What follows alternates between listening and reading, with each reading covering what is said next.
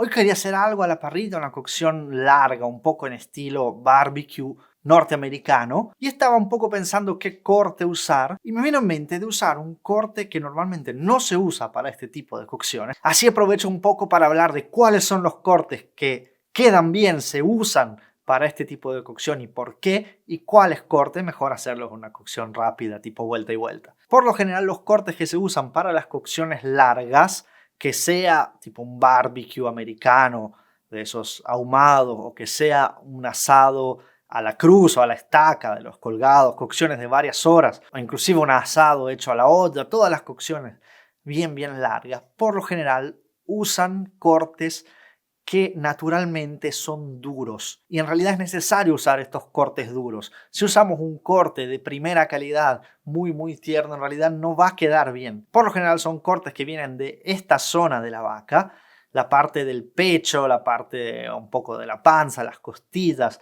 o de las patas, pero de la parte baja de las patas. Son todos músculos que trabajan mucho durante la vida del animal y están llenos de tejido conectivo, están llenos de colágeno. Y necesitamos este tipo de cortes para las cocciones largas porque cocinando por mucho tiempo la carne, lo que hacemos es aumentar muchísimo la temperatura interna de la carne hasta el punto en que este tejido conectivo se derrite y hace que las fibras de la carne se separen, queden muy tiernas pero a la vez húmedas, porque este tejido conectivo forma una especie de gelatina. Si hacemos lo mismo con un corte que no tiene tanto tejido conectivo, que no tiene tanto colágeno, probablemente nos va a quedar mucho más seco. Por eso, por lo general, los cortes que vienen de esta zona, la parte más alta, lo que sería toda la parte del lomo, el tren de bife, se usan para hacer cocciones rápidas, vuelta y vuelta, y se suelen comer mucho más jugosas.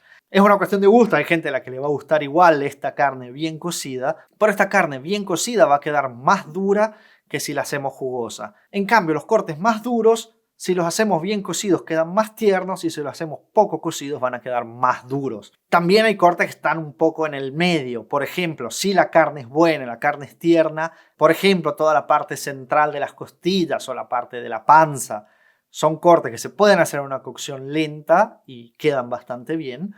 Pero si la carne es buena, también se pueden cortar finito y hacer una cocción rápida. Otro caso, por ejemplo, es el vacío, toda la parte del abdomen, la parte de la panza, que en muchos países de Sudamérica se hace entero con una cocción lenta, porque son varios músculos que en el medio tienen bastante tejido conectivo y grasa. Pero si separamos estos músculos y sacamos el tejido conectivo que hay en el medio, los podemos hacer con una cocción rápida por su cuenta y también van a quedar muy bien. Yo hoy lo que quiero hacer es usar una picaña, una tapa de cuadril.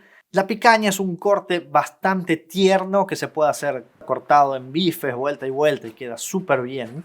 Así que hoy voy a agarrar este corte tierno, con poco tejido conectivo, poca grasa interna, y lo voy a hacer con una cocción larga. Lo voy a cocinar mucho, lo voy a hacer bien cocido. Lo voy a llevar a unos 85-90 grados más o menos, para mostrarles cómo queda. Nunca lo hice, me imagino que puede quedar un poco seco, un poco estoposo, pero espero que esa grasita externa que tiene ayude a que no se seque tanto. La quiero hacer ahumada, así que voy a cerrar la tapa de esta parrilla. Así el humo de los chips de leña impregnan un poco la carne.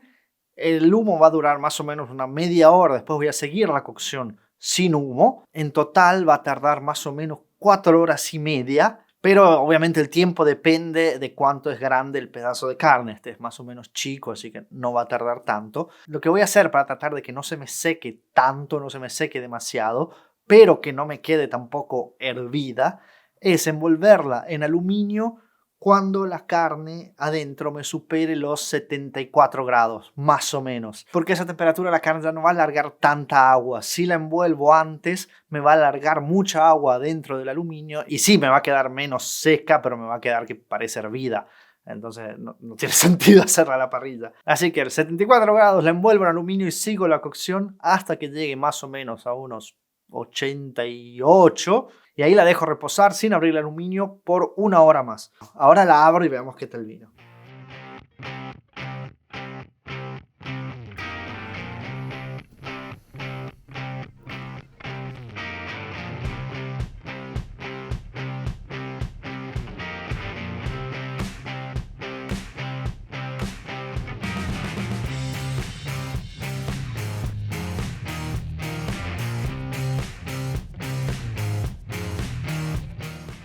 La puntita acá, la parte externa, digamos, quedó un poquito más seca.